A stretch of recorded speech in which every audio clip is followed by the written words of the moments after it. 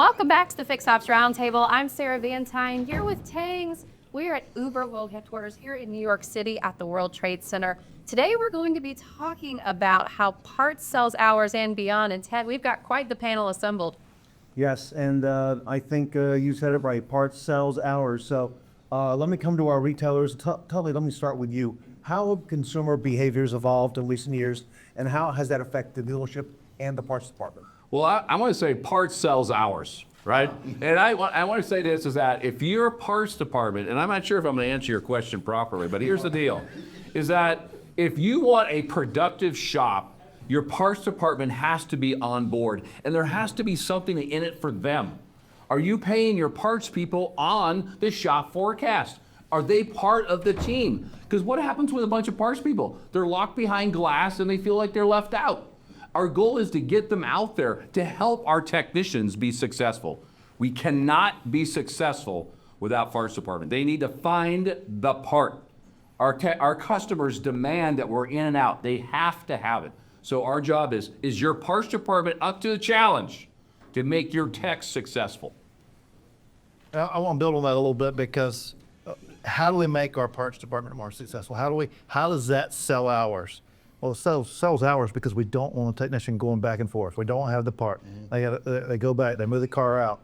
Part comes in, they can move the car back in, go back to the parts department.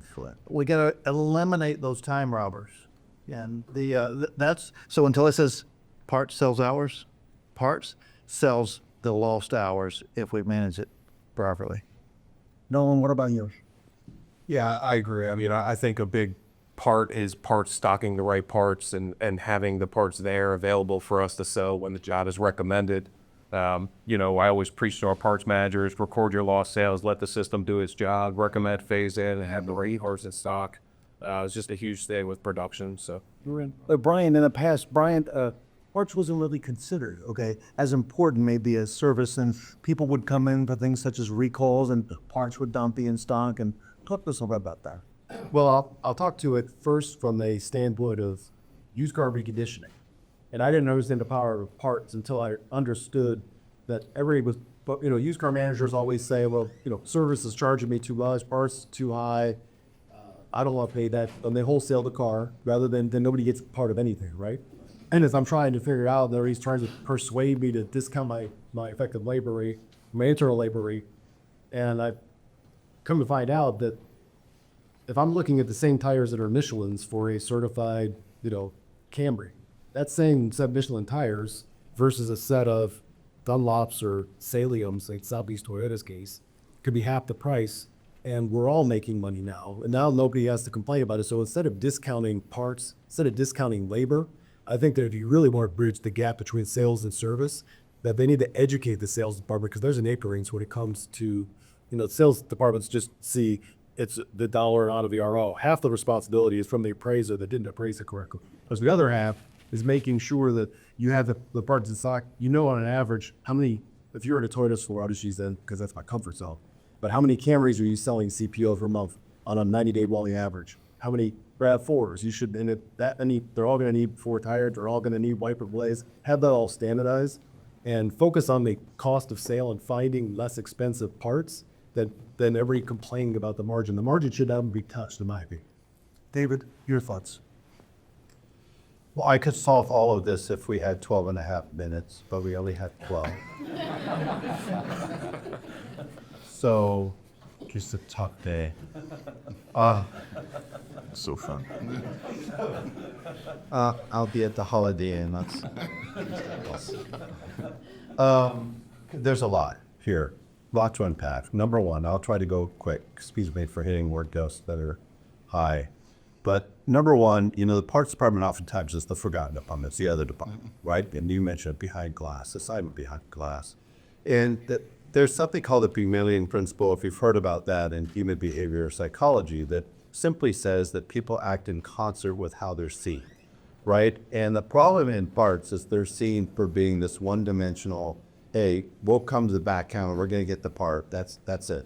The retail counter is like keychains, right? Nobody sees as a big contributor. And then you have wholesale. And wholesale, I think, is very misunderstood in most dealerships because, first of all, with wholesale, think about this. We measure market share regularly on new cars, but we should be measuring market share every single day on when it comes to service and parts wholesale. Parts is the easiest one. You can identify how many collision centers, how many independents there are in each zip code. And when I study the data for dealerships around the country, it is abysmal. The penetration of parts is abysmal in terms of wholesale. It's a great opportunity. Next thing that we should remember is that when you look at all the departments, the new car department's ability to turn gross profit into net profit, you talk about abysmal. Abysmal would be a level up. From there, it's negative. If you take away F&I, new car departments are unprofitable. Used cars, you could create a profitable used car department if you listen to this guy, you do all the things right. Parts creates the highest level of, converts the highest level of gross to net. You want to grow your net. If you want to accelerate that, if you want to hack net profit, get into parts and figure out how to grow it. And then you have to start using counterintuitive thinking when it comes to selling parts. And by the way, with wholesale, think about this. If you go out and invest the time with independents and you create relationships with the collision centers, aren't collision centers working on total cars or wrecked cars? I don't know, they might know people that need a car. So if you could start to create relationships, it's not about just selling a wholesale part of the 20% margin.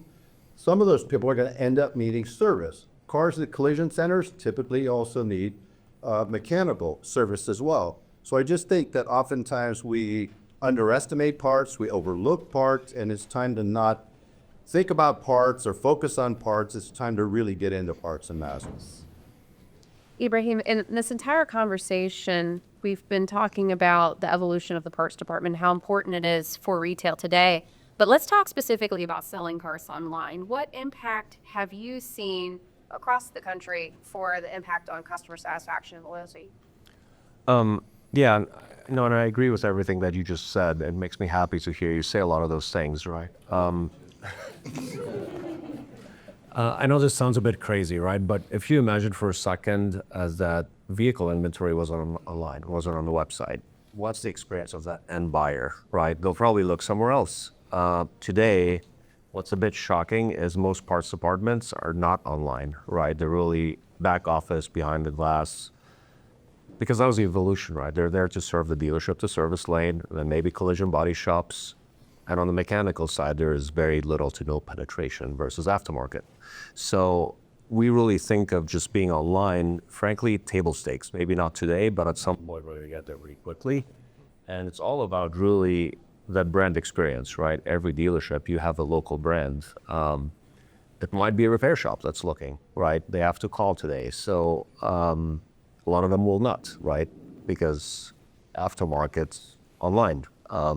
So it's absolutely, like, especially in the current generation where you can, swipe left or right to get married, like, people expect to be able to find whether you have a part in stock, how much does it cost, can I have it delivered to me, or can I pick it up without having to pick up the phone or call and wait on hold.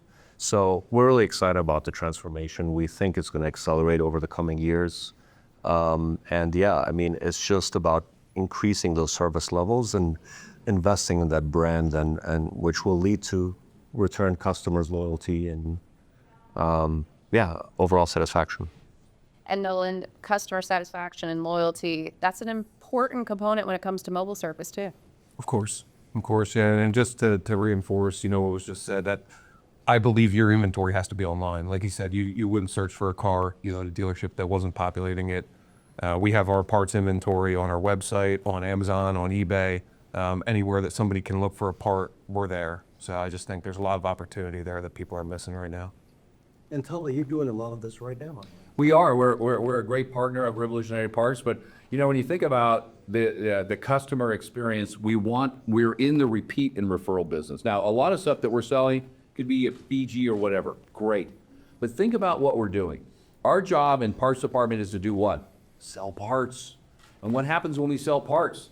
The factory loves us. And when the factory loves us, what do? Give us more money. So the goal is the more time you're pushing your wholesale, the more time that you're pushing online parts sales, the more that the factory likes you and more below line money you get. And I look at it as I have a better inventory of parts in our parts department. All I care about my parts department is there's nothing old but me in it, right? You can order whatever you want. It can't get to 10 to 12 months.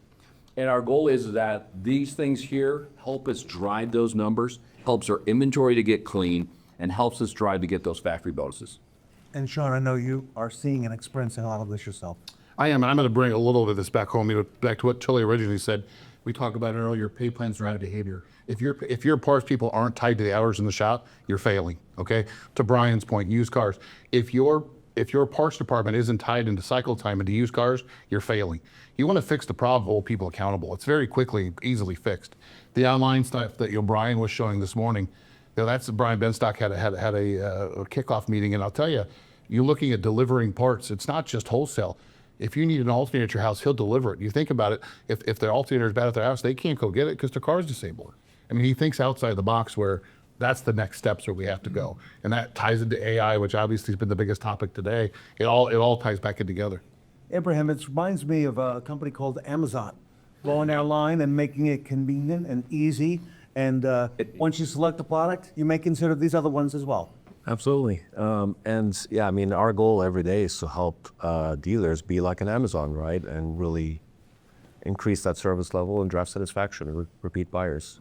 I think one last thing I would like to say is, dealers have been able to exist and even do fine without having to necessarily embrace modern thoughts, counterintuitive thinking, modern technology solutions. That's over.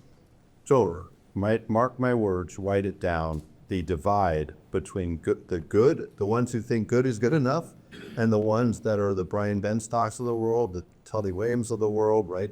Shon and others, you're going to see that divide get bigger and bigger and bigger. And I would just tell you, you've got to go back, get serious, and start now. But all right, outro. It's a brave new world, everybody. Excited to see what's going to happen, especially on the parts side of the business. So thank you all for your contributions. And Sarah, excited to see where this goes. It's exciting times, Ted, and it's going to be exciting to see what Revolution Parts continues to do. All right, we're here at the World Trade Center at the home for Uber in New York City with Parts Panel, and we will be right back. Parts sells hours.